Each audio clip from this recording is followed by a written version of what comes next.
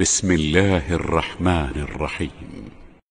سبح لله ما في السماوات والأرض وهو العزيز الحكيم. له ملك السماوات والأرض يحيي ويميت وهو على كل شيء قدير. هو الأول والآخر والظاهر والباطن وهو بكل شيء عليم. هو الذي خلق السماوات والأرض في 6 أيام ثم استوى على العرش. يعلم ما يلج في الأرض وما يخرج منها وما ينزل من السماء وما يعرج فيها وهو معكم أينما كنتم والله بما تعملون بصير. له ملك السماوات والأرض وإلى الله ترجع الأمور. يولج الليل في النهار ويولج النهار في الليل وهو عليم بذات الصدور. آمنوا بالله ورسوله وأنفقوا مما جعلكم مستخلفين فيه فالذين آمنوا منكم وأنفقوا لهم أجر كبير. وما لكم لا تؤمنون بالله والرسول يدعوكم لتؤمنوا بربكم وقد أخذ ميثاقكم إن كنتم مؤمنين. هو الذي ينزل على عبده آيات بينات ليخرجكم من الظلمات إلى النور وإن الله بكم لرءوف رحيم. وما لكم ألا تنفقوا في سبيل الله ولله ميراث السماوات والأرض. لا يستوي منكم من أنفق من قبل الفتح وقاتل أولئك أعظم درجة من الذين أنفقوا من بعد وقاتلوا وكلا وعد الله الحسنى والله بما تعملون خبير. من ذا الذي يقرض الله قرضا حسنا فيضاعفه له وله أجر كريم. يوم ترى المؤمنين والمؤمنات يسعى نورهم بين أيديهم وبأيمانهم بشراكم اليوم جنات تجري من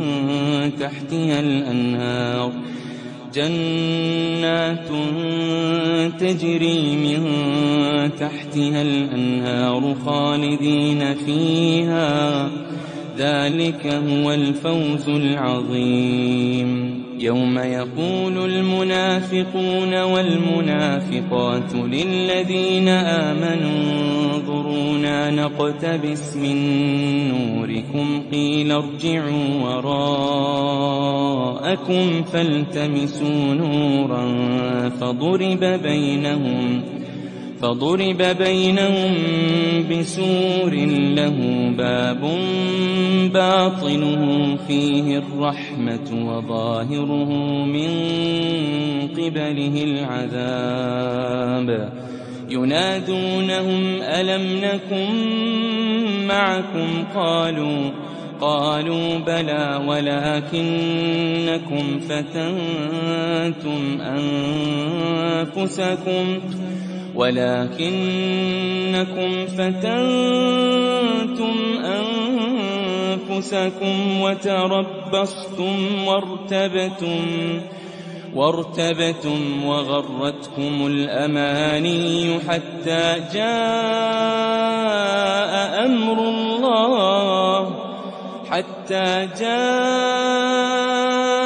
أمر الله وغركم بالله الغرور. فاليوم لا يؤخذ منكم فدية ولا من الذين كفروا، مأواكم النار هي مولاكم وبئس المصير. مأواكم النار هي مولاكم وبئس المصير. ألم يأن للذين آمنوا أن تخشع قلوبهم لذكر الله وما نزل من الحق ولا يكونوا كالذين أوتوا الكتاب من قبل فطال عليهم الأمد فقست قلوبهم وكثير منهم فاسقون. اعلموا أن الله يحيي الأرض بعد موتها قد بينا لكم الآيات لعلكم تعقلون. إن المصدقين والمصدقات وأقرضوا الله قرضا حسنا يضاعف لهم ولهم أجر كريم. والذين آمنوا بالله ورسله أولئك هم الصديقون والشهداء عند ربهم لهم أجرهم ونورهم. والذين كفروا وكذبوا بآياتنا أولئك أصحاب الجحيم. اعلموا أنما الحياة الدنيا لعب ولهو وزينة وتفاخر بينكم وتكاثر في الأموال والأولاد كمثل غيث أعجب الكفار نباته ثم يهيج فتراه مصفرا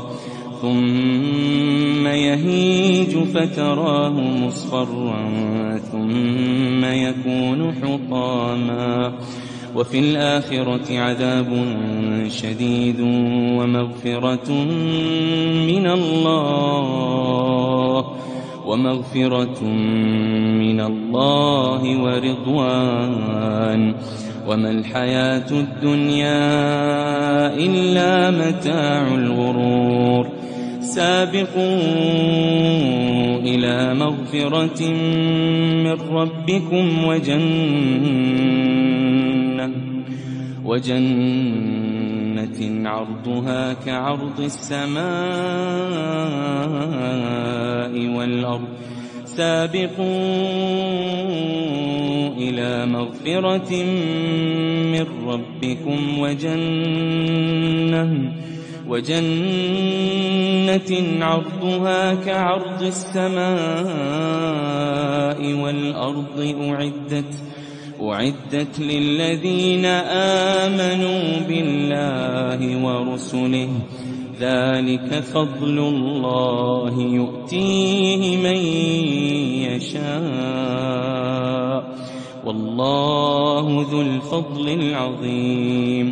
ما أصاب من مصيبة في الأرض ولا في أنفسكم إلا في كتاب من قبل أن نبرأها إن ذلك على الله يسير لكي لا تأسوا على ما فاتكم ولا تفرحوا بما آتاكم والله لا يحب كل مختال فخور الذين يبخلون ويأمرون الناس بالبخل ومن يتول فإن الله هو الغني الحميد لقد أرسلنا رسلنا بالبينات وأنزلنا معهم الكتاب والميزان ليقوم الناس بالقسط وأنزلنا الحديد فيه بأس شديد ومنافع للناس وليعلم الله من ينصره ورسله بالغيب إن الله قوي عزيز ولقد أرسلنا نوحا وإبراهيم وجعلنا في ذريتهما النبوة والكتاب فمنهم مهتد وكثير منهم فاسقون ثم قفينا على آثارهم برسلنا وقفينا بعيسى ابن مريم وآتيناه الإنجيل وجعلنا في قلوب الذين اتبعوه رأفة ورحمة ورهبانية ابتدعوها ما كتبناها عليهم إلا ابتغاء رضوان الله فما رعوها حق رعايتها فآتينا الذين آمنوا منهم أجرهم وكثير منهم فاسقون يا أيها الذين آمنوا اتقوا الله وآمنوا برسوله يؤتكم كفلين من رحمته ويجعل لكم نورا تمشون به ويغفر لكم والله غفور رحيم يا أيها الذين آمنوا اتقوا الله وآمنوا برسوله يؤتكم كفلين من رحمته ويجعل لكم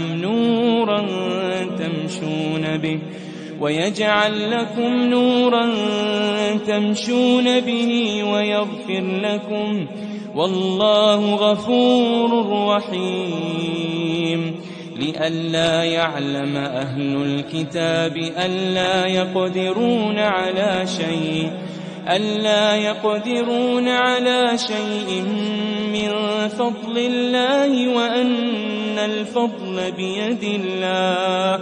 وأن الفضل بيد الله يؤتيه من يشاء والله ذو الفضل العظيم.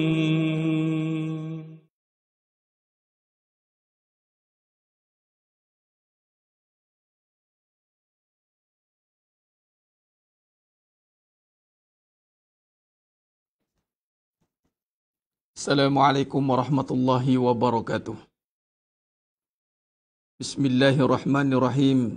Innal hamdalillah nahmaduhu wa nasta'inuhu wa nastaghfiruh ونعوذ بالله من شرور أنفسنا ومن سيئات أعمالنا من يهده الله فلا مضل له ومن يضلل فلا هادي له أشهد أن لا إله إلا الله وحده لا شريك له وأشهد أن محمدا عبده ورسوله اللهم صل على محمد وعلى آل محمد رب يسر ولا تعسر رب تمم بالخير رب اشرح لي صدري ويسر لي أمري واحلل عقدة من لساني يفقهوا قولي اللهم افتح علينا حكمتك وانشر علينا من خزائن رحمتك يا أرحم الراحمين والله الذي لا إله إلا هو عالم الغيب والشهادة هو الرحمن الرحيم والله الذي لا إله إلا هو الملك القدوس السلام المؤمن المهيمن العزيز الجبار المتكبر سبحان الله عما يشركون والله الخالق البارئ المصور له الأسماء الحسنى يسبح له ما في السماوات والأرض وهو العزيز الحكيم ولا حول ولا قوة إلا بالله العلي العظيم ولا منجا من الله إلا إليه أما بعد أيها المؤمنون اتقوا الله أوصيكم وإياي بتقوى الله فقد فاز المتقون. Alhamdulillah, Alhamdulillah ala kulli hal, Alhamdulillah ala kulli ni'mah. Tak mula dan selama-lamanya, marilah kita sama-sama merafakkan setinggi-tinggi syukur kepada Allah Azza wa Jalla. Dengan kemuliaannya, dengan kudrat dan iradatnya dapat kita berkumpul lagi pada malam ni dalam majlis ilmu secara maya. Mari kita sama-sama perbetulkan niat kita agar niat kita ni benar-benar kita lakukan kerana Allah Subhanahu Wa Taala untuk mendapat ridha Allah Subhanahu Wa Taala. Alhamdulillah. Moga-moga Allah berikan kita kekuatan yang berpanjangan, masa, ruang dan peluang untuk kita sentiasa duduk dalam jihad yang besar ini. Menuntut ilmu adalah satu jihad yang besar. Kerana kita jihad untuk mengeluarkan ataupun nak memastikan kita sentiasa berada di dalam jalan cahaya kebenaran. Menuntut ilmu itu adalah untuk kita keluarkan diri kita daripada minaz zulumat, daripada kegelapan ila nur, kepada cahaya. Setelah kita berada dalam cahaya, kita nak bertahan untuk kita sentiasa duduk di dalam cahaya agar tidak tergelincir masuk ke dalam kegelapan. Jadi ini jihad yang besar, tuan-tuan. Jihad melawan hawa nafsu yang mana untuk kita sentiasa berada dalam keadaan ini. Nafsu sangat tidak suka untuk kita duduk dalam keadaan begini. Dan sekiranya kita mampu dengan izin, yakni dengan kurnia Allah Ta'ala, Allah berikan kita kemampuan, maka barulah nafsu yang asalnya liar dan ganas dan kasar. Ada orang kata, Ustaz ni kasar. Kena beza. Dia bukan lain-lain pandangan, lain-lain orang, lain-lain. Bukan lain-lain. Kasar dengan tegas, dua benda beza. Kalau kasar ni, benda yang merosakkan. Kasar. Kasar ni last sekali dia akan rosak. Kasar kan. Pakai kasar lah. Kasar tak. Tapi mungkin dia rasa kasar. Dia rasa. Bagi saya bukan rasa, dia sangka. Sedangkan itu adalah tegas. Ketegasan kita, bila kita berjaya menegaskan diri kita. Kenapa kena tegas? Ustaz, kenapa Ustaz ambil pendekatan tegas? Sebab saya berhadapan dengan nafsu. Nafsu ni tiada negotiate. Tiada, dia panggil apa, untuk berdolak dalih ni nak berbincang tak ada. Nafsu tak boleh buat bincang, tuan-tuan. Nafsu ni dia kena bagi order, bagi arahan.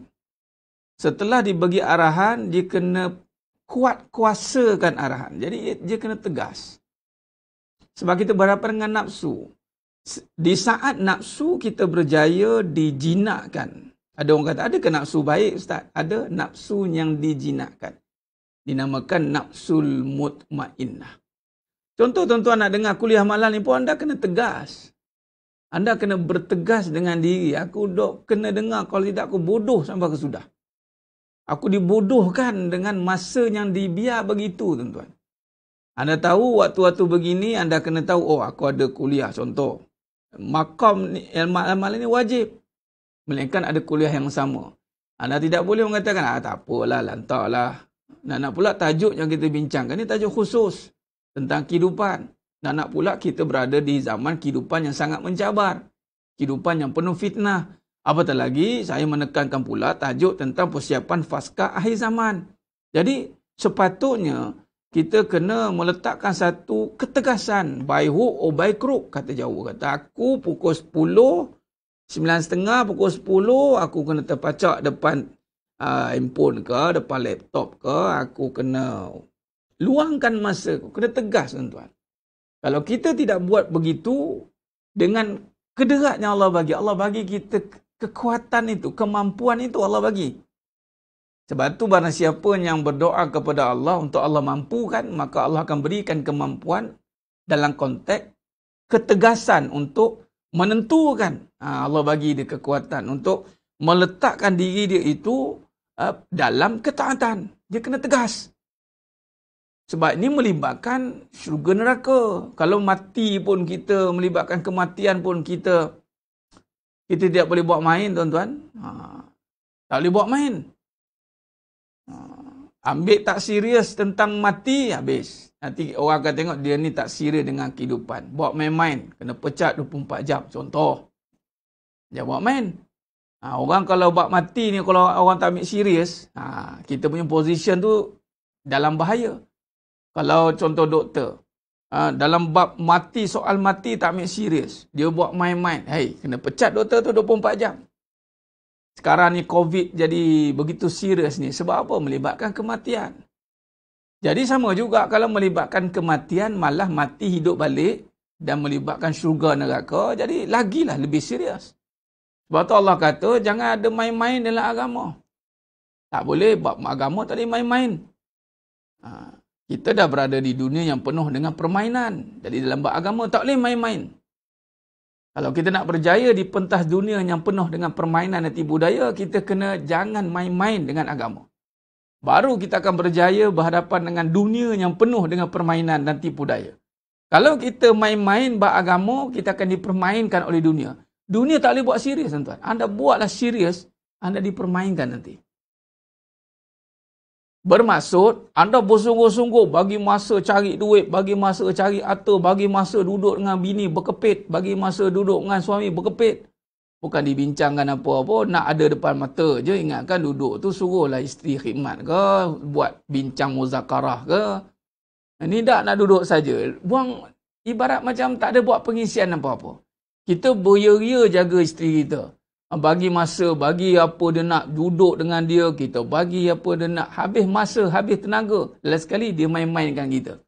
Banyak komen, ada beberapa komen saya baca. Setelah saya berhabis-habis untuk dia, dia permainkan saya. Memang, anda nak buat dunia itu serius, tapi dunia tak pernah serius dengan anda. Anda apa? Ingat apa?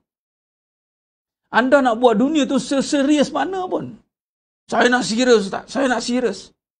Anda nak serius dengan dunia, tapi dunia tak pernah serius dengan kita. Siapa kata? Allah kata dunia itu kan la'ibun wa lahwun. Dunia itu ibarat permainan dan senda gurau. Jadi maknanya, kita sebagai orang beriman, kita kena buat satu pendekatan yang berbeza, yang mana kita kena serius akhirat, menyebabkan kita tak nak main-main kat dunia. Nampak? Memang kita kena, kalau kita biarkan, kalau kita terus nak ambil serius, tanpa ada asas, kita akan dipermainkan, tuan-tuan. Anda kena ada hikmah dalam perbincangan begini. Kalau kita serius tanpa ada asas, anda nak serius untuk apa? Jadi, bila kita serius tanpa ada asas, kita akan dipermainkan, dikecewakan, ditipu, ditinggalkan. Tapi kita kena serius kerana akhirat. Menyebabkan kita takkan main-main dengan kerja kita. Takkan main-main dengan dunia kita.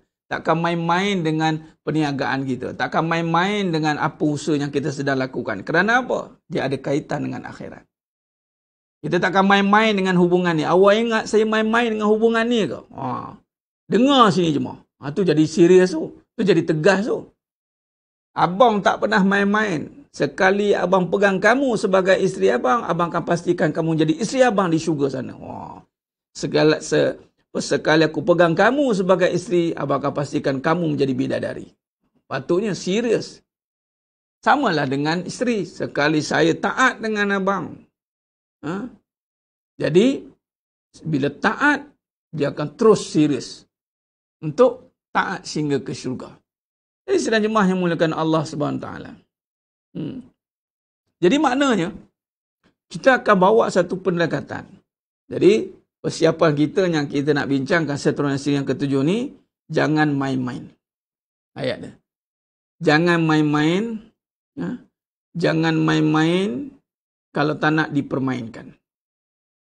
Hebatnya suami kalau kata begitu, hebat lagi kalau isteri yang mana nampak tugasnya, yang serius menjadi isteri. Jadi sedang jemaah yang muliakan Allah SWT. Sebab itu, Nabi ajar doa, Allahumma inni a'udzubika minal hammi wal hazan, wa a'udzubika minal ajzi wal kasal. Ajiz. Lemah, kasal, malas. Lemah dan malas bukan sifat orang beriman. Lawan kepada lemah, itu mesti kuat. Lawan kepada malas, itu mesti rajin. Kuat dan rajin. Malam saya bincang tentang surah Al-Hadid. Kuat. Tuan-tuan, jangan nak cari hati yang kuat kalau tidak pergi kepada kuat yang sebenar. Kalau nak jadi hati yang kuat, tiba-tiba pergi kepada dunia, kena ada harta, kena ada kerja, kena ada impian yang hebat, baru jadi kuat. Itu bukan kuat, itu keras. Dia akan jadi hati yang keras. Baru boleh pergi kepada perbincangan kasar. Orang yang keras, cakapnya kasar. Orang yang tegas, cakapnya pedas. Beza. Orang yang tegas, kata-katanya pedas. Orang yang keras, kata-katanya kasar. Kata kasar ni dia boleh jadi pergaduhan. Tegas tak buat bergaduh. Tegas ni dia kena, dia pedas dia melenting sikit. Ish, tak kena aku ni, kata. Ni nak mengena aku ni, dia pedas. Tapi dalam pedas-pedas tu dia nak ambil lagi tu sambal belacan. Nah, dia makan. Nak, pedas-pedas apa aku kena tengok juga ni kuliah ni, kata. Dia macam tu. Dia kalau keras tak, kalau keras ni langsung tak ada orang nak tengok. Keras. Orangnya keras je lah yang tengok. Dia keras, gurau kasar panggil. Gurau dia kasar. Cakap dia kasar. Macam mana kasar ni, dia tidak membawa kepada keharmonian. Dia membawa kepada kehancuran. Jadi, sedang jemaah yang muliakan Allah SWT, kalau kita nak kuat, kuat itu mesti dengan sifat yang utama, kuwah. Yang ini kuat mesti dengan taat. Bila mana kita tidak mencari taat, kita tidak benar-benar taat, maka kita tidak akan dapat kuat. Asal nak jawablah soalan, Ustaz ambil vaksin tak? Dia gini, jangan tanya orang ambil vaksin ke tidak. Tanya kita ambil vaksin ke tidak. Pertama, hukum ambil vaksin harus. Ramai dah orang tanya saya ni. Apa hukum ambil vaksin? Harus. Ulama' semua kata harus. Tak ada wajib. Kalau wajib, siapa tak ambil berdosa. Haram terus. Sebab tak semua orang wajib ambil. Dan tak semua orang boleh ambil. Sebab kapasiti tak boleh kita semua. Jadi harus. Benda harus, jangan buat bincang macam wajib. Okey? Semua disarankan ambil. Nak ambil. Ambil lah. Tapi jangan tak buat provokasi orang tak ambil. Habislah dia. Matilah kau tak ambil. Janganlah. Nak ambil. Yang tak ambil, jangan duk marahnya ambil. Apalah ambil ni agenda Yahudi. Apa ni. Hukum tidak akan dikira kalau main spekulasi. Kalau sekadar cakap spekulator ini agenda Yahudi lah. Apa dalam ini ada macam-macam. Bukti mana bukti? Tak ada. Tak ada, tak boleh. Selagi mana tak ada bukti, tak bolehlah jadikan hukum. Jelas? Jadi, nak ambil. Dan fatwa dah katakan harus. Benda tu tak ada apa-apa benda yang syak pun. Ambil lah. Queue lah. Buka tadi bila tadi buka jam komputer, hang terus. Dah hang tak apa, tak payah, tunggu. Lain sekali macam nak pergi vaksin, nak pergi ke Mekah, Madinah lah, nak pergi umrah, kena ambil cucuk juga. Ada tanya kat dalam ni, dah ambil cucuk pergi umrah belum? Belum nak pergi, tak ambil lah. Nak ambil nanti, nak pergi umrah cucuk lah. Kan? Tak payah, benda macam ni, tak payah jadikan provokasi. Anda nak ambil, ambil. Tak nak ambil, diam-diam. Habis cerita. Benda bukan wajib. Lain lah kalau keluar satu statement muzakarah fatwa kebangsaan terbaru, wajib ambil. Tak ambil dosa. Habis tak boleh lah kena ambil. Tapi ulama' kata harus. Kita dengarlah ulama' kita. Kita ada ulama' tempatan, ulama' uruf kita. Kita tengoklah ulama' kita. Ulama' kita pun berilmu juga. Okey. Jadi sedang jemaah yang muliakan Allah SWT. Jelas? Jelas. Tak payah kata, dah solat sunat duha belum? Benda harus. Dah sunat pun jangan tanya orang. Dah puasa sunat belum? Jangan tanyalah. Kan kalau bercakap sekarang, dia buat orang sebab. Nabi kata jangan buat orang bersalah. Kang aku tak cakap sekarang, tipu pula. Kang aku cakap sekarang, ganggu pahala aku pula. Semalam bangun tahajud tak? Tanya orang macam tu. Lagi bendanya harus. Ambil vaksin tak? Yang boleh tanya tu, sekejap lagi nak keluar pasport. Nak pergi internasional. Nak pergi, anda tanya, dah ambil vaksin belum? Belum, pergi ambil. Baik Tuhan. Pergilah ambil. Tak payah kita pula jadi KKM pula. Kita nak jadi KKM, kita jadi MKN. Tanya habis orang kiri kanan. Ambil vaksin? Dah ambil vaksin belum? Dah ambil vaksin belum? Tak payahlah. Biar KKM buat kerja KKM, MKN buat kerja MKN, kita buat kerja kita. Jelas? Jangan ambil. Harus. Ambil. Harus. Makam ikhtiar ni harus. Macam nak makan ubat lah. Nak makan apa? Makanlah. Tapi yang haramnya bila ambil, confirm tak kena. Tu haram. Akidah terganggu. Macam ada duit lah. Ada duit, confirm tak susah. Ada duit, confirm masa depan. Itu haram. Tang mana yang haram? Sebab jaminan dia pada benda. Menyimpan jamin masa depan, haram.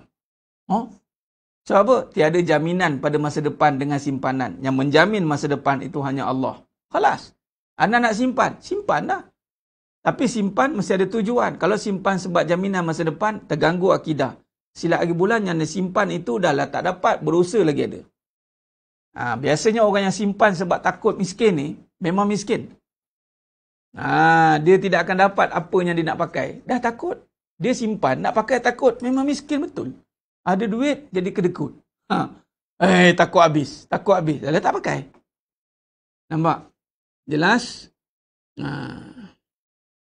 Ustaz, jika kejut kawan-kawan bangun tahajud macam mana Ustaz? Kalau dah kawan-kawan nak kejut lah. Yang tak boleh bertanya. Benda yang sunat. Amalan sunat. Kalau nak ajak secara umum. Jom sama-sama kita solat tahajud. Dah. Tak payah nak buat. Okay, bangun tahajud. Okay. Tak payah. Dia tak ada begitu cara dia. Nak buat kempen umum. Jelas. Tanya lagi. Isu vaksin ni tengah hangat ni. Okay. Jadi ingat begitu. Hukumnya berbalik pada hukumnya harus. Faham dah keluar arahan. Itu keluar arahan mesti tidak ada. Masih ulama' tak keluar arahan lagi, wajib. Dan dia tidak, pemimpin utama, contoh Perdana Menteri, tidak keluarkan arahan, wajib ambil. Jadi masih tak jatuhlah hukum berdosa ni. Yang paling penting, hukumnya kita kena ambil berat adalah berdosa atau tidak. Itu je. Itu kena. Taat pada pemimpin tu wajib. Bila pemimpin mewajibkan, tak taat, dosa. Itu jatuh kat situ. Okey. Kejut suami bangun tahajud. Baguslah kejut sama-sama. Biar buat qiyamul lail sama-sama. Boleh, tak masalah. Baik. Jadi sedang jemaah yang menekan Allah SWT. Habis kalau pasangan tak nak tahajud, then how Ustaz? How? How lah. Benda sunat. Sekarang ni, kita Dia begini, bila kita nak ajak pada kebaikan, jangan kita tanyakan kalau dia tak buat. Ajak saja. Yang perlu ditanyakan kalau tak ada buat ni, kalau melibatkan yang wajib. Itu pun jangan fikir kalau dah aku kena ajak dia ni sampai dia buat. Habis cerita. Jangan timbulkan persoalan how. Sebab how ni bukan atas kita. Kita ni adalah ajak. Itu je. Sebab tu dalam nak berdakwah, kalau saya nak ceramah, kalau orang tak mau dengar macam mana? Macam tu saya tak ceramah lah tuan-tuan. Sebab bukan semua orang nak dengar pun. Masuk keluar, lepas tu keluar terus tak masuk. Nampak? Bang, how jadi hawau. Betul juga, hawau betul. Hau-hau nanti kan jadi marah. Tak payah. Benda sunat. Akhir zaman ni, betul. Akhir zaman jangan. Saya tengok aulawiyat dah tertukar. Keutamaan. Keutamaan. Jangan tertukar. Wajib. Yang harus, yang sunat-sunat. Kadang-kadang yang sunat ni, dia punya cerita macam wajib. Hati-hati. Hati-hati. Rasa bersalah tak buat yang sunat. Sunat ini anda tak buat, Nabi kata buat tak berdosa. Tak buat, tinggal tak berdosa. Asalnya begitu. Buat dapat pahala. Bukannya tak buat rasa bersalah. Tak ada kan. Kita tak payah ubah satu statement yang ulama dah ubah cantik. Ni tak buat tahajud ni, rasa bersalah betul lah. Lah tak buat, tak dapatlah pahala. Itu je. Ini saya cerita asas dulu ya. Ini bukan cerita lagi nak buat kerana nak syukur. Itu lain. Ni jangan sampai kita mengubah kedudukan yang sunat. Bila orang tak buat, rasa bersalah betul. Macam berdosa. Yang wajib, okey pula tak buat. Jangan main-main. Contoh yang wajib apa? Wajib, apa dia? Utamakan akhirat. Wajib utamakan akhirat. Wajib. Apa maksud utamakan akhirat? Apabila kita menumpukan segala suruhan Allah. Dalam konteks, sebagai contoh, solat awal waktu. Contoh. Kita tengok solat waktu. Tak ada pula orang nak marah solat awal waktu, nak kena marah. Sedangkan awal waktu. Kalau nak buat rasa orang bersalah, kita tengok waktu kita awal kat mana. Kalau betul. Itu lebih utama perbincangan kita. Selagi mana kita tak boleh kempen ahli keluarga kita, negara kita sebagai contoh, merasa bersalah tak solat awal waktu, tanpa ada sebab-sebab syarak yang izinkan. Tuan-tuan, sebelum nak cerita amalan yang lain ni, solat dulu ni. Imaduddin, awal waktu. Yang tak perlu kan ada apa-apa rusa, tak ada muzakarah ke, tak perlu. Berbeza dengan solat Jumaat. Jumaat Imam Syafi'i rahimahullah mazhab kita kena ada izin daripada pemerintah. Kemudian kita ada COVID pula. Kemudian ada pula rusa muzakarah, gugur kewajipan. Gugurlah. Gugur-gugurlah. Dah tak payah dah kata nak buat provokasi lah, cerita lah. Kita ni tak patut, kita gini. Dah ulama dah bincang. Okeylah, titik. Titik. Jangan ada bincang-bincang belakang lagi. Dia cara macam tu. Sebab tu penting ada khalifah sebenarnya. Kalau tak ada khalifah, dia punya perbincangan melirik-lirik. Khalifah ni titik. Dia kata titik dah, cukup. Jangan bincang. Dia tentu patutnya. Jadi, yang wajib utamakan akhirat. Bila utamakan akhirat, apa ciri orang utamakan akhirat? Solat awal waktu. Ini tak boleh disangkal lagi tuan-tuan. Sahabat buat, Nabi buat. Bila yang utama ni tidak jadi isu besar, negara, dunia, keluarga, anda nak bincang apa lagi sebenarnya? Sebab tu yang lain-lain huru-hara. Awal waktu biasa je. Kalau kat rumah, minta maaf cakap, yang menonton malam ni, nak cerita, nak serius buat agama ni kan? Ni. Yang menonton malam ni, terutama suri rumah, yang duduk rumah. Lagi kita sekarang ni PKP lah. Banyak kat rumah. Tak ada sebab lewat solat. Tak ada sebab. Melainkan perkara tertidur tu lagi kalau penat sangat ke. Ini tak ada sebab. Jangan time nak solat, time itu 10 minit nak solat, time itulah pegang periuk. Time lah itu nak dekat nak solat, time itulah nak mengemas. Patutnya tak boleh. Tak ada istilah kompromi bab solat. Tak ada kompromi. Compound terus. Nak cakap macam mana tuan-tuan? Hari ni kita tadi baru lepas 7.18 hingga 8.52. Suhuf solat gerhana bulan tuan-tuan. Ini antara kejadian yang besar. Dalam sistem suria, matahari dan bulan ni kalau tak ada ni maka tak ada kehidupan kita tuan-tuan. Malam tak ada, siang tak ada, apa pun tak ada. Dua kejadian yang besar ini menjadi orang kata apa? Mustahil untuk berhenti seketika. Dalam kerja yang berasingan, bulan kerja untuk malam, matahari kerja untuk siang, walaupun matahari di tempat orbitnya, tetapi peredaran bulan untuk menerangi itu berbeza. Berbeza. Maksudnya seorang kerja shift siang, seorang kerja shift malam. Soalan, boleh bertemu tak orang yang bekerja shift yang berbeza? Orang kerja shift malam dengan shift siang boleh bertemu ke? Tak boleh biasanya. Sebab siang lah. Malam kerja malam. Tak jumpa. Melainkan dia shift tukar. Shift malam tukar masuk shift siang sama-sama. Dia jumpa. Bayangkan bulan kerja untuk malam, matahari kerja untuk siang. Faham matahari itu siang lah. Kalau malam ada matahari itu, mana nak kiamat? Malam dia tak ada matahari. Maksudnya matahari kerja untuk siang, bulan kerja untuk malam. Okay. Dalam siang dan malam ni tuan-tuan, tiba-tiba boleh berjumpa selari walaupun berasingan.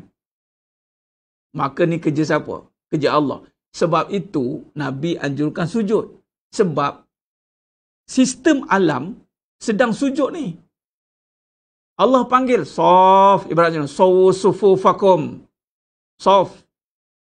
Sof ni walaupun penjarakan sosial berlaku. Bulan dan matahari tak bertemu lah dia. Ini penjarakan sosial lah ni. Tetapi waktu solat berhenti.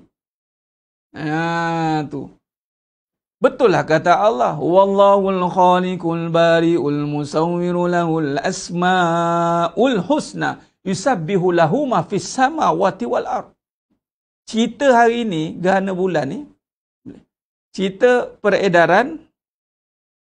Bagaimana kalau kita lihat, gerhana bulan ini cerita je peredaran.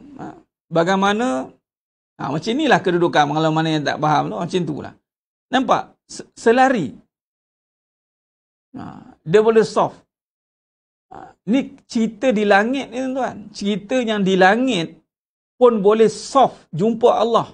Jumpa tu maksudnya taat lah. Berhenti sat. Kita yang kerja tak ngurus matahari, tak ngurus bumi, tak berhenti nak solat awal waktu. Tak gerti-gerti. Apa nak seriusnya kita ni?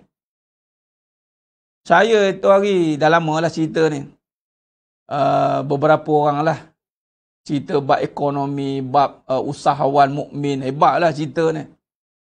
Saya tunggu juga cerita lah tentang masalah perangai orang kita malas, perangai orang kita dia dengar. Sekarang bangsa lain ambil peluang ekonomi. Saya dengar lagi. Saya cakap, dalam hati kita jawab dia. Aku tak takut orang ambil harta. Sebab harta orang boleh ambil. Tapi rezeki orang tak boleh ambil. Dalam hati kita dengar lah. Saya nak tunggu ada tak keluar kenyataan. Masalah utamanya adalah apabila orang gagal solat awal waktu. Tak ada. Saya dengar orang ni hebat juga orangnya.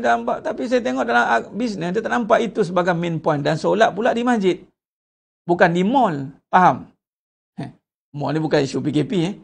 Kita buat solat di mall. Ni, di masjid. Nak buat mall satulah mall. Mall ni dekat dengan masjid sepatutnya. Macam mana kita ambil konsep Madinah. Suk ni kedai-kedai dekat dengan masjid. Masuk waktu bukan solat dekat kedai. Tutup kedai pergi masjid. Ini dah. Ini solat dekat dalam mall tu buat apa? Kita nak buat, kalau nak buat mall betul, buat masjid dalam tu. Masjid keliling tu suk. Saya, kalau nak tanya design saya akan buat gitu. As architect, master planner, saya akan buat macam tu. Saya akan center masjid tengah tu. Masjid tu, tak masjid pun musola lah, tapi dia official. Ada imam, ada bilal, ada semua. Saat lagi masuk waktu, tutup semua kedai, solat tengah-tengah tu. Kena buat konsep gitu. Tapi tak ada. Takut nak tinggalkan kedai sehingga solat dalam mall. Faham? Nampak macam kemas dah. Tak kemas juga, tuan-tuan. Takut nak tinggalkan kedai sehingga solat dekat kedai. Faham? Patutnya tinggalkan kedai, pergi solat kat masjid. Tempat sujud kita itu di masjid. Masjid. Tempat sujud. Yang utama, official. Boleh kita sujud di mana-mana. Tapi kita kena ada official. Officialnya di mana? Di masjid. Orang perempuan, utama di rumah. Sekarang ni, masjid tutup. Jadikan rumah sebagai masjid. Tak. Lambat juga solat.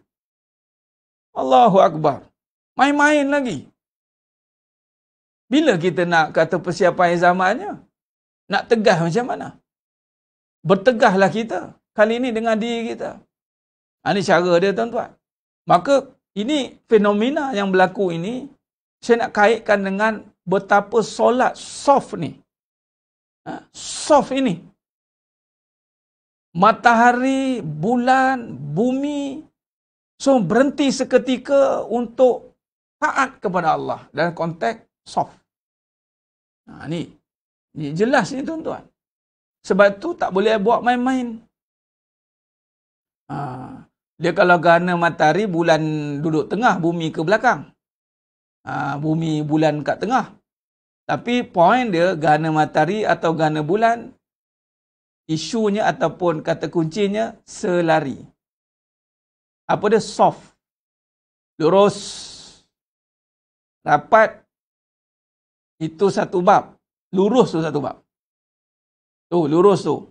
Penjarakan tak tu? Berlaku penjarakan sosial tu. Matahari jangan buat main, mana boleh rapat dengan bumi, hancur.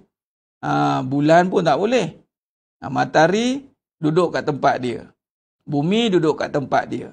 Bulan duduk kat tempat dia. Ni surahnya Allah bersumpah. Wasyamsi waduhaha. Demi matahari dan sinarnya di pagi hari. Demi bulan apabila ianya mengelilingi. Demi langit dan seluruh ciptaannya. Demi bumi dan seluruh hamparannya. Demi jiwa dan seluruh penyempurnaannya. Nampak?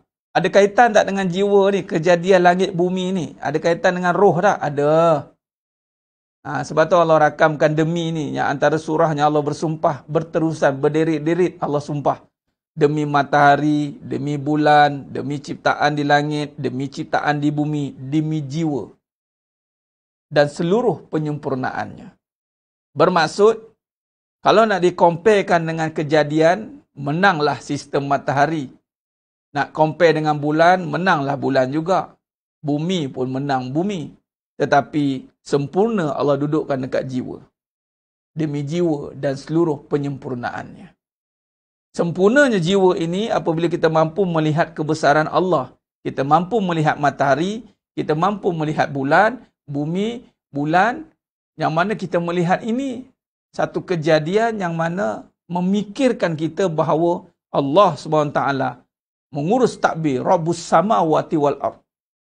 Mengurus takbir langit dan bumi, tuan-tuan, tanpa ada kecacatan, tanpa ada gap walau sesaat pun.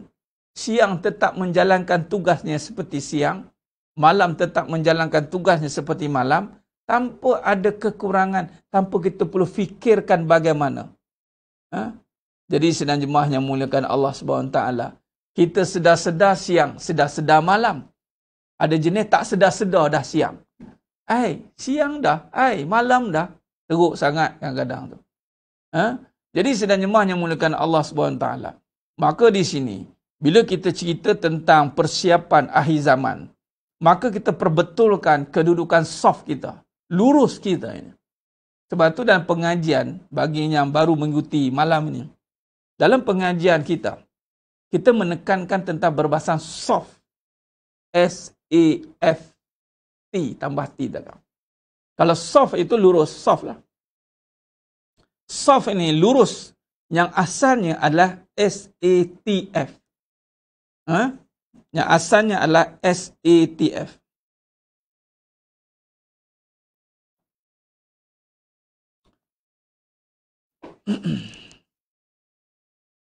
Tak ambil ibrah. Matahari dengan sistem api surianya. Kita kait sebab kita nak cerita tentang serius bagaimana persiapan kita ni. Ni apa ni Ustaz? Contoh tu. Matahari, api-api.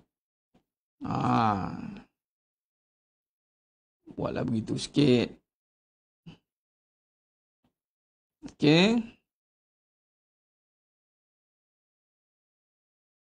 Bersilang pada bumi. Dan di situ sejajar dunianya bulan.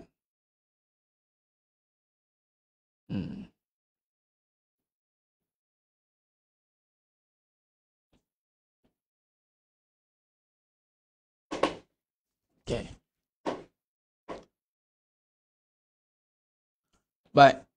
Lalu jadilah soft. Dikaitkan dengan apa soft ni? Dikaitkan dengan solat. Okey.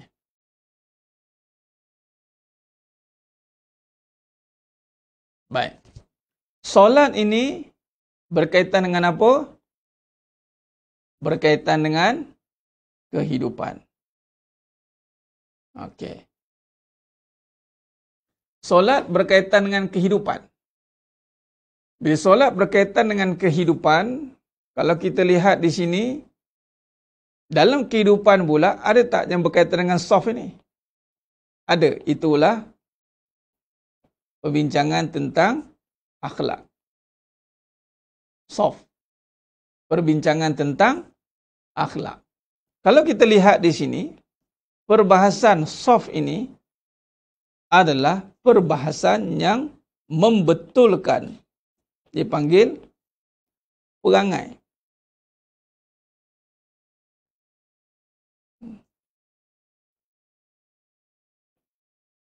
Nak betulkan akhlak ni. Tu dia. Nak betulkan perangai ni. Jadi soft solat berkaitan dengan solat. Solat berkaitan dengan kehidupan. Ada kaitan? Ada. Solat dan kehidupan tidak terpisah. Solat itu kehidupan. Kehidupan itu solat. Baik, dalam kehidupan, yang mana menjadi teras dia. Apakah teras yang membentulkan kehidupan ni balik? Itulah dinamakan soft. Soft juga. The soft ini. Inilah perbincangan soft. Yang mana dalam perbincangan hakikat kehidupan. Baik. Okey.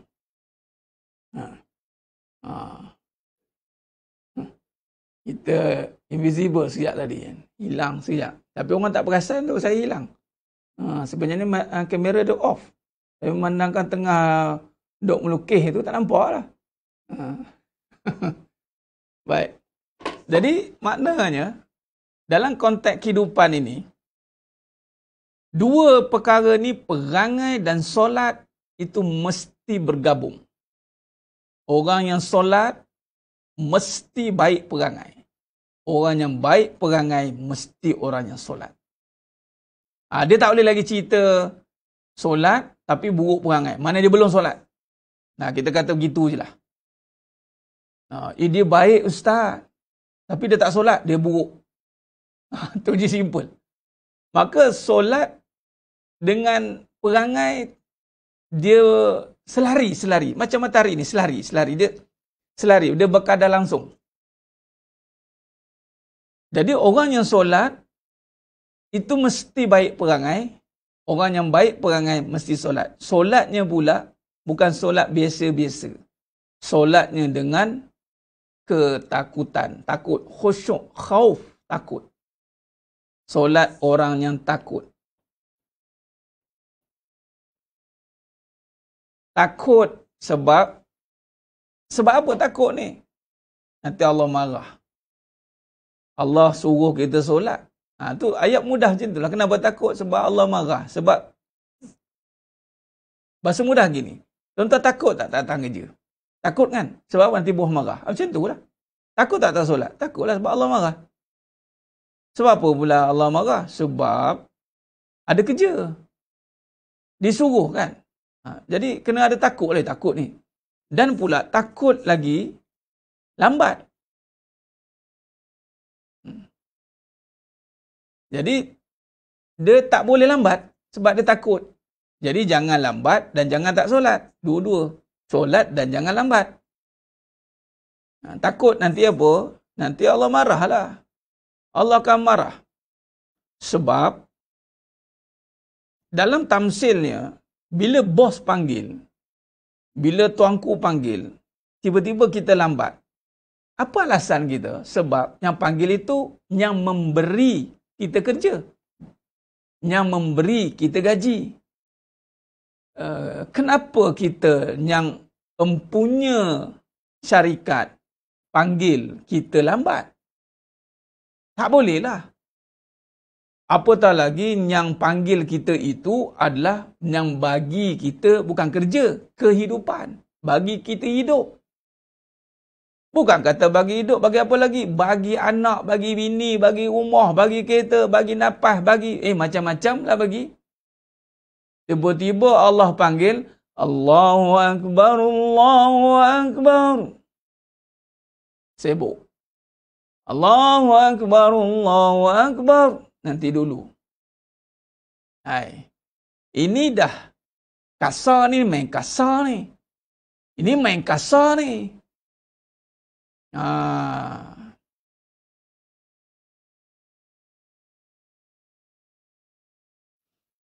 Itu salah satu syara Muhammad Zuki. Pakaian halal. Dia cerita halal dan haram lah. Maksudnya tengok perangai lah tadi. Perangai baik, dia taklah makan benda yang haram. Tak adalah dia buat benda yang haram. Jadi, orang yang perangai baik, mestilah solatnya itu baik. Orang solatnya baik, mestilah perangainya baik. Dia berkadar terus tu. Dia tidak boleh solat baik, perangai buruk. Maksudnya solat dia belum sempurna. Perangai baik, solat dia buruk, maka perangainya belum baik. Buat-buat baik. Jadi, nak jadi baik yang benar, itu solatnya baik dan perangainya baik. Apa ciri solat yang baik? Takut. Takut ni, dia nampak kuasa Allah. Bukan cerita bak baju pakai lagi semua tu. Lebih pada tu kita dah bincang. Aku takut. Bila takut ni, sebab itu kita bicara soal takwa. Takut. Khauf. Sebab tu tidak boleh ada dua takut dalam satu masa, tuan-tuan. Sebab tu saya cukup nak cerita bab takut. Betul ke nak takut solat? Nak solat takut? Di sini. Yang bertanya tadi dan juga semua. Anda nak rasa takut. Takut ni adalah rasa. Dalam mana rasa ni? Lidah, telinga, hidung. Itu diri rasa hidung, diri rasa badan. Takut ni rasa pada jiwa.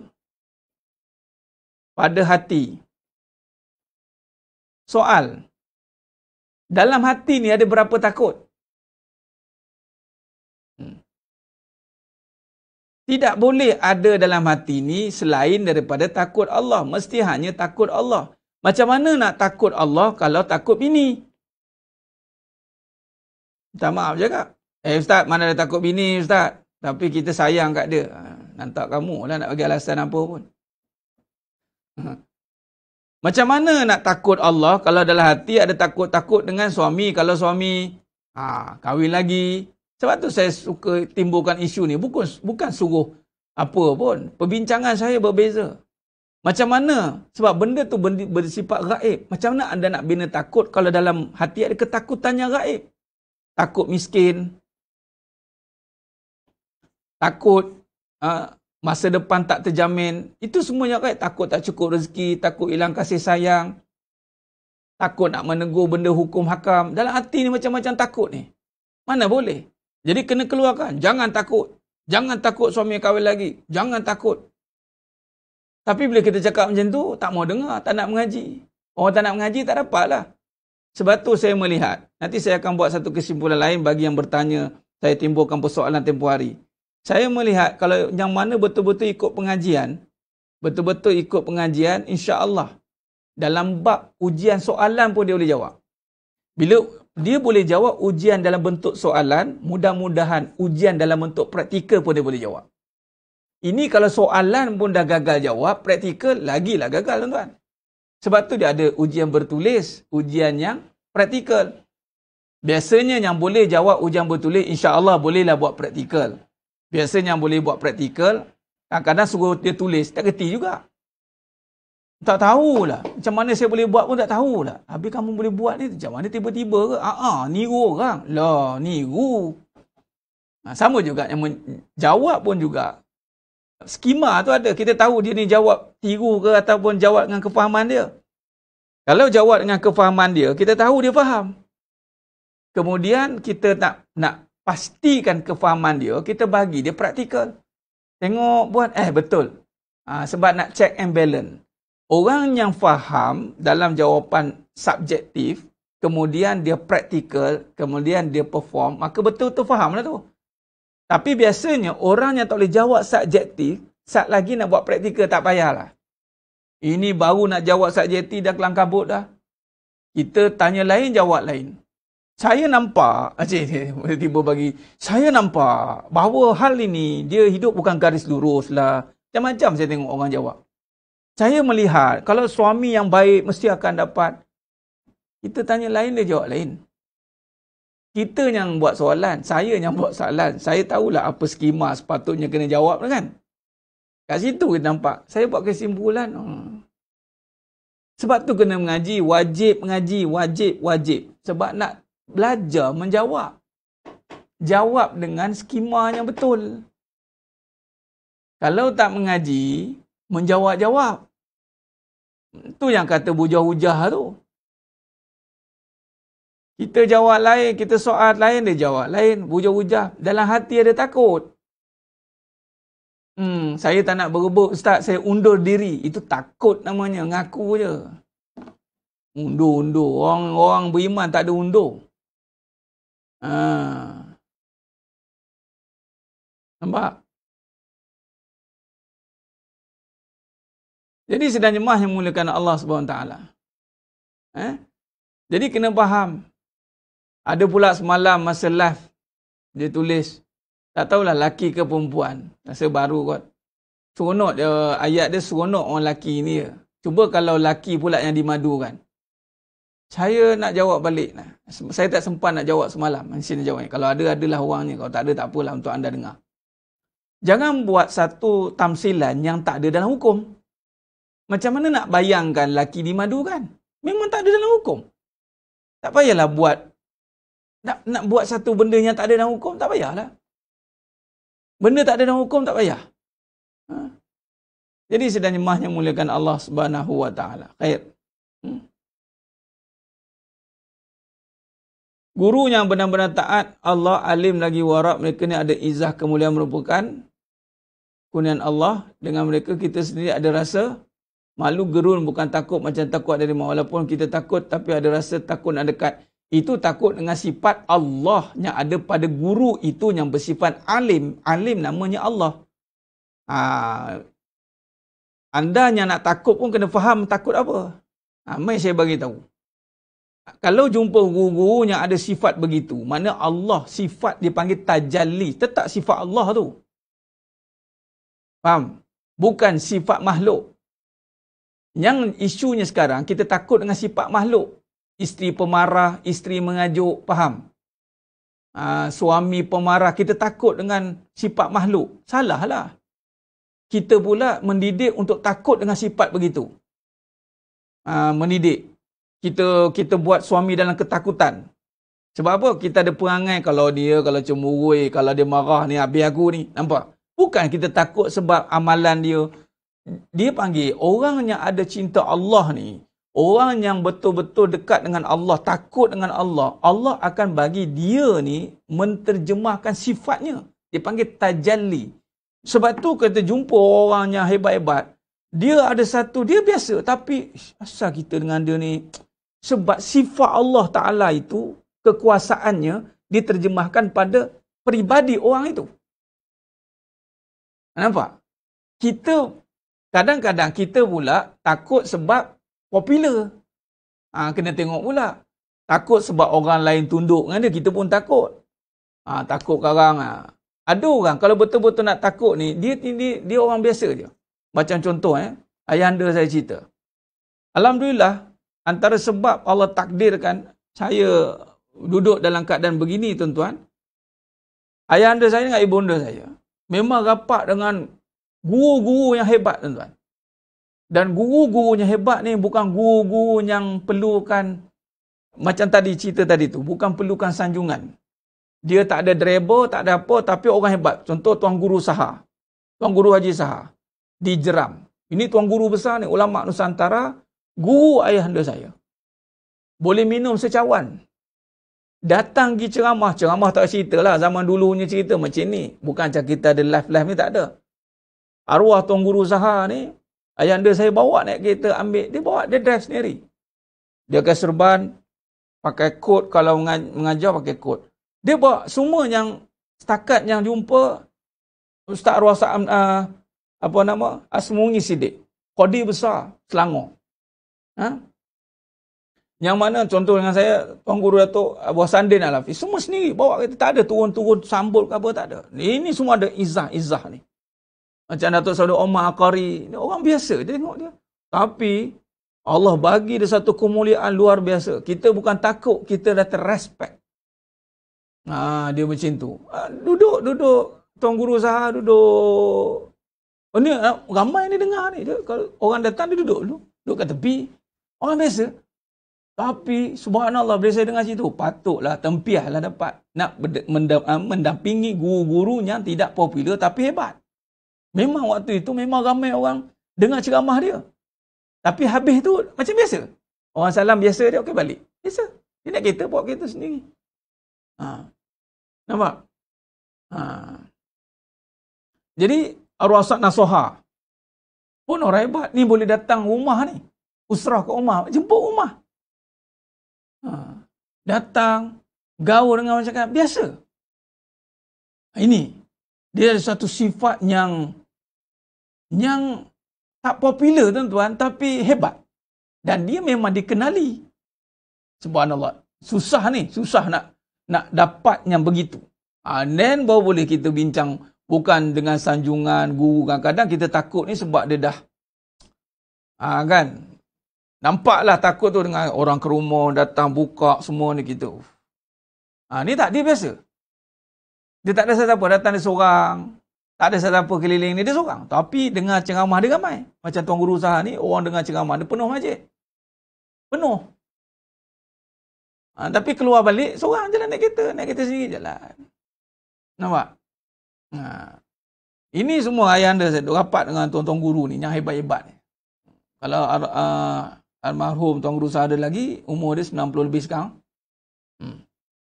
Nampak? Dan sidang jemaah yang mulakan Allah Ta'ala. Ini, guru-gurunya begini, dia mendidik hati kita ini jadi lembut, jadi rapat dengan Allah. Bukan kita kagum dengan makhluk. Dia hebat. Tapi ilmu dia hebat, subhanallah. Ini yang kita nak buat. Sebagai contoh, isteri juga. Kadang-kadang isteri ini dia kena ada sifat begitu. Dia kena buat sifat yang mana dekat dengan Allah sehingga dihormati, bukan ditakuti. Sama dengan suami. Jadi kena dihormati, bukan ditakuti. Nampak? Jadi sidang jemaah yang mulakan Allah SWT. Sebab tu kalau kita lihat terjemahan Allah Ta'ala ni bagi. Sebab apa lagi satu? Sebab mereka ini sangat serius dengan agama. Itu berbalik pada perbincangan kita. Mereka mengabdikan, memberikan masa dan tenaga mereka untuk menyebarkan agama tanpa kira keadaan bagaimana. Masya Allah. Ini yang berlaku, tuan-tuan. Jadi berbalik pada takut tadi ini, yang membina dalam hati ini, sebab tu kita dalam membincangkan dua ni, kita serius. Pertama solat, kemudian akhlak ni. Dua-dua ni kita kena nak bincang secara serentak. Sebab tu dalam perbincangan kita dalam kehidupan yang mana kadang-kadang orang tak tahan nak dengar tu. Tak tahan nak dengar ni sebab kita suka bincang benda yang menimbulkan ketakutan yang palsu. Orang tak mau dengar. Contoh sebenarnya kita nak congkil, keluarkan balik supaya dalam hati kita tak ada ketakutan yang palsu. Jangan ada ketakutan yang palsu, sebab tu kita tekan benda-benda yang palsu-palsu tu. Jadi sedang jemaah yang memuliakan Allah SWT, kita nak keluarkan benda-benda yang ghairillah, yang selain Allah. Kita nak masukkan ketakutan hanya pada Allah. Bagaimana nak bincangkan ketakutan hanya pada Allah? Pertama, kena keluarkan dulu ghairillah tu. Bagaimana nak masukkan takut pada Allah kalau masih ada ketakutan selain Allah? Sebab itu ada orang diuji sampai hilang makhluk kebergantungan untuk mengenal sebenar-benar erti pergantungan. Dulu dia ketakutan dengan makhluk, ketakut kehilangan. Sekali Allah uji, hilang betul. Hilang sampai dia tak gigil lah. Dia boleh terima. Okey, dah tak takut dah. Tu kan kadang setengah orang bila dia terlampau pegang makhluk, Allah uji hilang terus. Sebab sebenarnya sebelum ni kita duk takut menggigil kalau hilang. Rupanya sepatutnya dari awal tu janganlah kita duk pegang makhluk. Sepatutnya begitu. Peganglah Allah, yang Khalik pegang suruhannya. Allah bagi suami suruh taat. Taatlah dengan suami, bukan duk suruh tengok bilik suami tu. Allah bagi isteri suruh didik, bukan suruh ikut apa isteri nak. Kalau buat apa yang Allah suruh, tinggal apa yang larang, maka Allah cabut takut tu. Takut ni Allah yang kena cabut, bukan kita buat. Kita tak boleh buat-buat. Saya tak takut, Ustaz. Jangan. Allah je tahu. Nak tahu orang ni takut tak takut selain Allah, maka orang boleh kagum dan terutama orang dekat isteri dia, dengar kata, anak-anak dengar kata, terbina umpaya yang hebat. Itu antara ciri-ciri. Maksudnya, dalam hati dia hanya takut Allah. Dan rapat. Seorang isteri ni rapat sebenarnya. Sebab saling tidak takut, tak ada, masing-masing tiada ketakutan. Masing-masing tak ada ketakutan. Hilang balik gambar. Okey. Jadi sebenarnya jemaah yang memerlukan Allah Ta'ala. Maka di sini, kita nak keluarkan ketakutan palsu.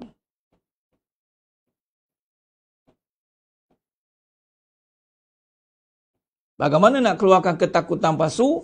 Maka kita soal ataupun kita bincangkan hal-hal yang berkaitan dengan ketakutan itu. Ini macam mana boleh tahu benda ni, Ustaz? Sebab kita ada kaedah soft tadi. Hal-hal yang berkaitan dengan ketakutan palsu ni banyak. Contoh, duit,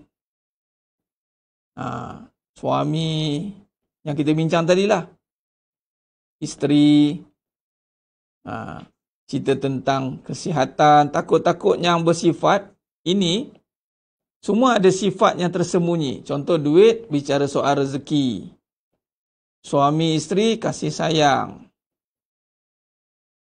Kesihatan ini, kesembuhan.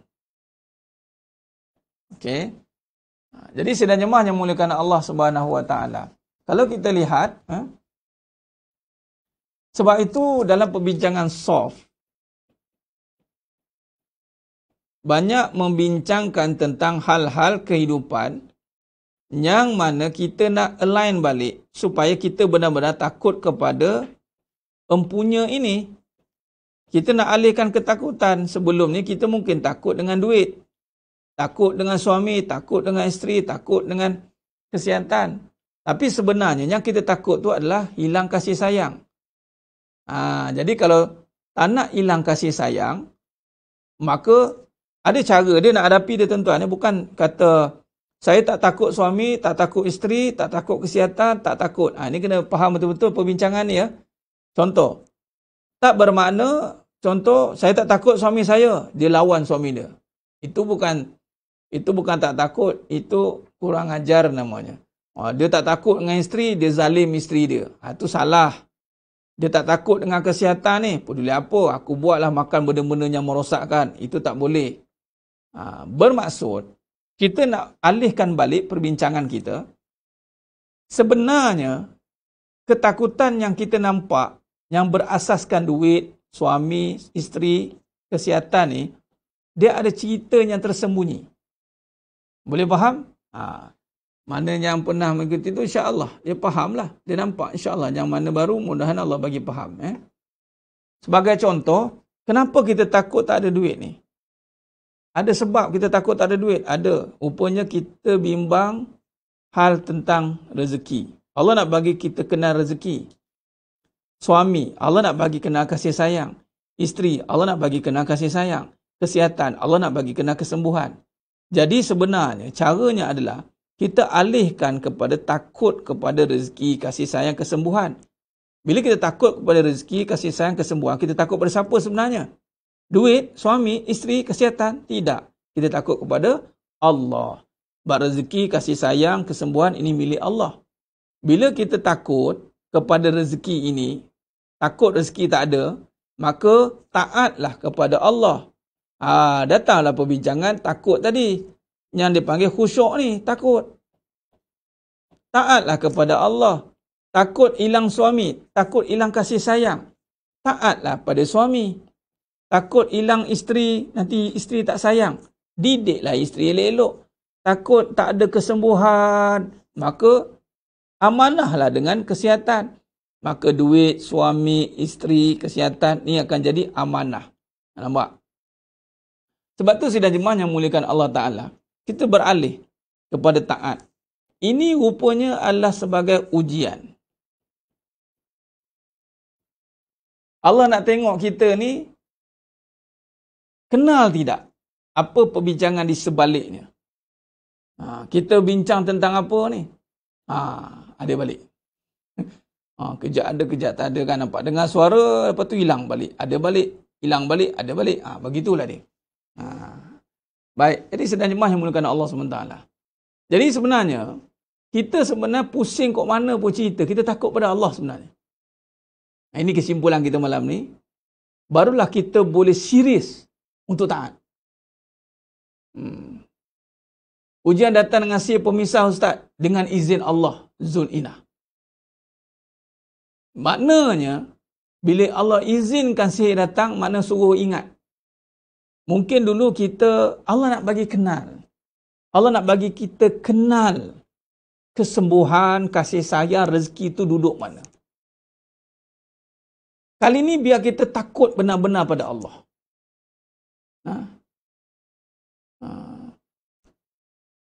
Biar kita benar-benar takut pada Allah. Takut pada Allah, kita takut tak ada duit. Okey, dia begini, kesimpulan. Supaya kita boleh serius tuan-tuan.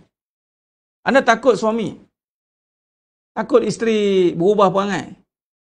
Takut kesihatan, kena sihir, takut. Okey. Kalau takut itu, maka jangan buat benda seperti itu kita punya. Contoh duit. Duit bukan kita punya. Takut tak ada duit. Ya, maka ada yang menjamin dia rezeki. Maka tolong jaga berkat pada rezeki. InsyaAllah duit akan Allah jaga dengan baik. Itu namanya ihfazillah tu. Yahfazkah. Takut suami beralih arah. Okey? Kalau takut suami beralih arah, jangan duk marah suami, kepik suami, marah suami kahwin lagi. Tak guna. Kalau suami takut beralih arah, maka jagalah ketaatan pada Allah supaya kasih sayang itu sentiasa ada. Walaupun kahwin 2, 3, 4, tak ada masalah. Selagi mana ada kasih sayang. Buat apa kahwin 1 tapi tak ada kasih sayang? Untuk apa? Ada ketakutan, masing-masing takut. Tak guna. Anda nak mana? Nak 1, tak ada kasih sayang, dan 4 ada kasih sayang. Lepas tu dia jawab, nak 1 dah ada kasih sayang Ustaz. Dia nak itu juga. Nak 1 dah ada kasih sayang. Confirm ke? 1 tu ada kasih sayang. Kalau tak mengaji bab ni. Kalau nak faham, dia tak kisah ada 1, 2, 3, 4. Baru ada kasih sayang. Dia tak boleh buat satu kenyataan, nak 1 dan ada kasih sayang. Itu tamak. Tu tamak, patutnya dia terbuka. Sebab tu orang yang mengaji dia terbuka. Dia terbuka. Ya Ustaz, saya nakkan kasih sayang. Maka saya takut hilang kasih sayang, maka saya akan taat dengan suami saya. Sebab tu jangan terkejut, suami itu disayangi oleh isteri yang taat. Isteri yang taat akan sayang suami dia. Walaupun suami dia perangai macam-macam. Sebab bukan suami itu yang baik, isteri itu yang taat. Kalau ikut suami itu, ya Allah. Kalau tidak kerana Allah lah, suami itu akan ditinggalkan oleh isteri itu. Tapi sebab isteri ni taat dengan Allah, maka Allah tiupkan kasih sayang pada isteri untuk menyayangi suaminya yang macam-macam perangai itu. Sama juga dengan suami.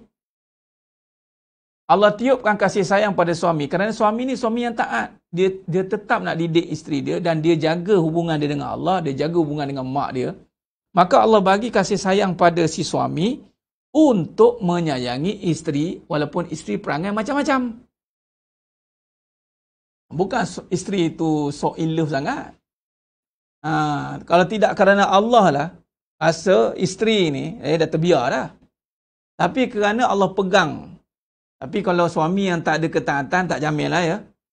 Suami yang tak ada ketaatan, tak dekat dengan Allah. Kalau dua-dua tak ada ketaatan, bercerai-berai lah rumah tangga tu. Sebab tu jangan terkejut, setiap perceraian, kehancuran mesti ada kepincangan salah seorang. Salah seorang tu mesti ada kepincangan. Tak suami yang tak taat, atau isteri yang tak taat, atau dua-dua tak taat. Tapi kalau dua-dua taat, tuan-tuan, mustahil berlaku kerosakan. Kalau berlaku juga, itu takdir Allah Ta'ala untuk kita belajar. Tapi biasanya jarang. Allah Ta'ala ni melakukan sesuatu perkara itu, semua ada aturan dia. Allah tak buat saya saja tiba-tiba jadi begitu. Contoh, suami yang taat dengan Allah, mendidik isteri, taat dengan mak, dia akan ada sifat kasih sayang pada isteri dia. Maka dia takkanlah buat isteri dia sewenang-wenangnya. Satu, seorang isteri yang taat dengan suami, yang tunduk dengan Allah, dia akan ada sifat kasih sayang pada suami dia. Ni, kasih sayang ada pada diri dia, menyayangi suami dia. Kalau dah saling sayang menyayangi, di mana penceraian? Ada jumpa hakim. Ya Arif, kenapa jumpa ni? Kami ni saling taat mentaati. Saya didik isteri saya dan isteri saya ni taat pada saya. Habis tu jumpa datang ni buat apa ni? Kami nak bercerai. Kenapa? Kami saling sayang menyayangi. Hakim kata, makan pay kuda apa? Makan pay kuda. Balik kena halau lah. Dah kalau saling sayang menyayangi, apa masalah? Tak ada apa masalah lah. Kamu ni jemaah, sabar dengan perangai Sulaiman tu ya. Apa yang buat kamu sabar? Allah bagi kasih sayang kat aku untuk sayang dia. Bukan sebab dia sayang aku. Tak pernah dengar lah tu lah aku suruh ngaji hakikat kehidupan, tak mau. Pandai menjawab dia reti. Ni kali cuba duduk ngaji. Duduk dan dengan PKP ni. Macam tu. Kena faham. Jadi kalau dah masing-masing taat, masing-masing tunduk dengan Allah, takut kasih sayang hilang, maka buatlah kerja. Kalau takut rezeki tu tak ada, berkatlah. Kalau takut Allah jaga, tengok macam sekarang kesembuhan tuan-tuan. Sebab apa? Dalam khutbah raya baru ni, saya cerita, kemungkinan kita sihat dan kita maksiat. Allah bagi ujian kesembuhan, tak sembuh-sembuh, ada je penyakit. Allahu Akbar. Kita kena renunglah. Sihat itu untuk taat, bukan sihat itu untuk maksiat. Jalan sana, jalan sini. Action sana, action sini. Orang muda tunjuk hebat. Tak nak pergi solat awal waktu, tak nak solat dekat masjid, tak nak solat gitu, tak nak buat gini, mak suruh malas. Tak nak berkhidmat dengan mak dah penat, ayah dah penat. Awak muda lagi, tak nak buat kerja, tak nak penat-penat untuk mak ayah. Ini yang kena. Duk anak muda ni, duk penat untuk diri sendiri. Dia kata untuk mak ayah ni tak payah, dah tak ada masa depan. Anak kau ajar tu namanya. Tak payahlah susah untuk mak apa, mak tak ada masa depan. Saya ni ada masa depan, tak tahu lagi ni. Saya kena susah untuk diri saya. Tengok anak-anak macam ni, tuan. Patut kita yang muda ni, laki tu utamanya, dah tengok mak ayah tu dah penat, dah susah. Cover lah mak ayah balik. Mak, tak payah susah dah mak. Saya take over. Bincang pakat-pakat. Pakat-pakat adik-beradik. Tapi kalau nak bagus, tak payah pakat. Dia seorang dia sapu habis. Nampak? Itu buat betul. Ni, sihat, fikir diri sendiri. Sihat fikir untuk buat apa yang dia suka. Tak nak tolong orang. Tak nak tolong mak ayah. Tak nak tolong adik-beradik yang susah. Apa untuk apa? Sebab tu Allah bagi satu global punya isu. Walaupun ceritalah spekulasi lah, provokasi ke apa, tak kisahlah.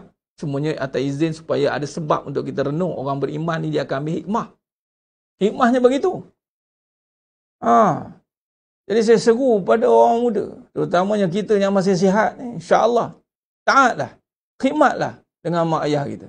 Khidmat, biar kita penat-penat untuk mak ayah, tak apa. Penat-penat, contoh macam isteri. Tak apa, orang lelaki Allah bagi tenaga kuat. Penat-penat untuk isteri, tak ada masalah. Awak relax ke? Tarik nafas panjang, lepas nafas. Okey, duduk, relax. Doa banyak-banyak. Ini tidak. Jadi sedang jemaah yang muliakan Allah SWT. Jadi begitu. Sihat. Jadi maknanya sidang jemaah yang muliakan Allah SWT. Ini kaedah bila kita nak cerita series bab agama ni. Series bab akhirat ni tuan. InsyaAllah. Nanti kita sambung lagi pada perbincangan yang seterusnya. InsyaAllah. Jadi itu antara perkara yang kita mula nak kembalikan. Akhir zaman persiapannya kita nak kembalikan kesungguhan kita dalam nak membina kehidupan ni. Barulah boleh kita cerita kesungguhan. Kita nak duit. Semua orang nak duit. Tapi tak bersungguh nak jaga berkat. Maka itu main-main. Anda nak suami tapi tak bersungguh nak taat. Itu main-main sebenarnya.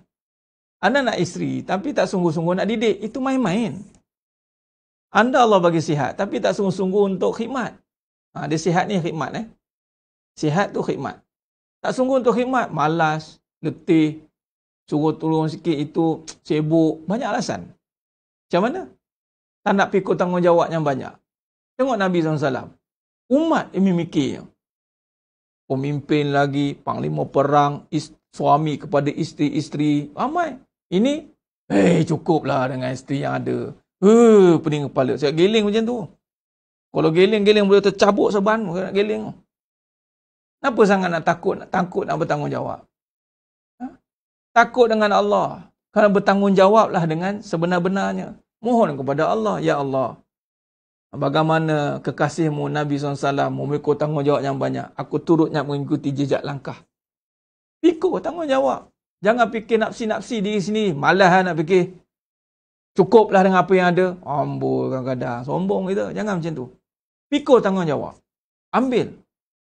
Dan kata Nabi SAW, sebaik-baik manusia itu adalah yang banyak bermanfaat kepada manusia lain. Itu Allah bagi sihat. Pikul tanggungjawab. Pikul.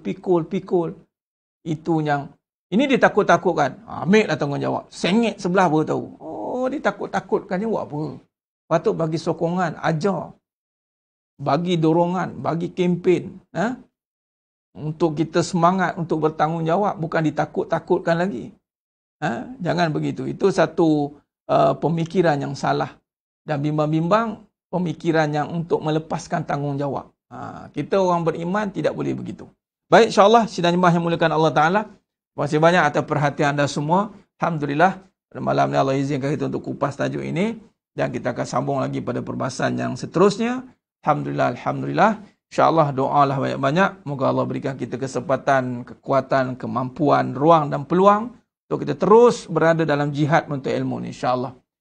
Mohon ampun dan mohon maaf di atas segala kekurangan, terkasar kata, kurang bicara, di atas segala penyampaian saya, hanya Allah Ta'ala sajalah yang mampu menyempurnakan perbahasan kita pada malam ni, insyaAllah. Aku lu qawli hadza wa astaghfirullahalazim li wa lakum. Wa bila taufiq wal hidayah. Assalamualaikum warahmatullahi wabarakatuh. Kita tanggung dengan tasbih kafarah dan suratul as. Subhanakallahumma wa bihamdik. Asyhadu an la ilaha illa anta astaghfiruka wa atubu. Bismillahirrahmanirrahim wal 'asr. Innal insana lafi khusr illa alladhina amanu wa 'amilus solihat wa tawassaw bil haqq wa tawassaw bis sabr. Wallahu a'lam bissawab. Takbir. Allahu akbar.